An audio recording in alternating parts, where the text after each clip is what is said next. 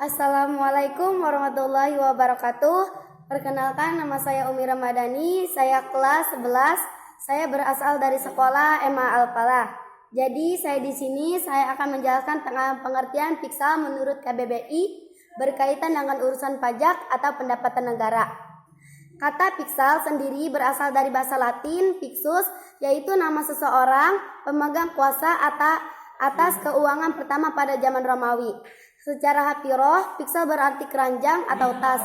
Adapun kata fix dalam bahasa Inggris berarti pendaharaan atau pengaturan keluar masuknya uang dalam kerajaan.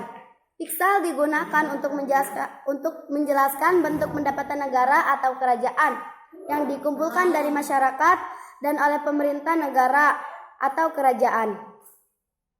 Tujuan utama dikeluarkannya kebijakan fiskal adalah untuk menentukan arah, tujuan, sasaran, dan prioritas pembangunan dan pertumbuhan ekonomi bangsa.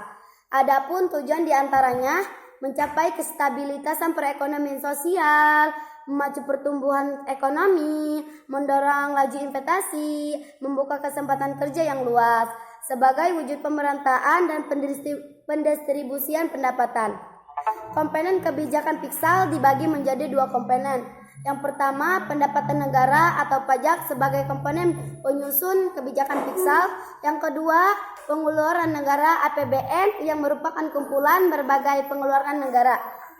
Sedangkan kebijakan fiskal dari segi teori adalah bagaimana kebijakan itu dilihat secara non-praktis.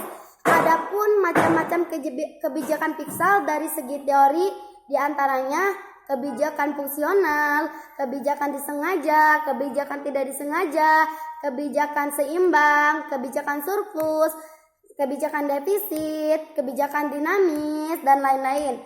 Instrumen kebijakan fiskal adalah penerimaan dan pengeluaran yang berhubungan dengan pajak.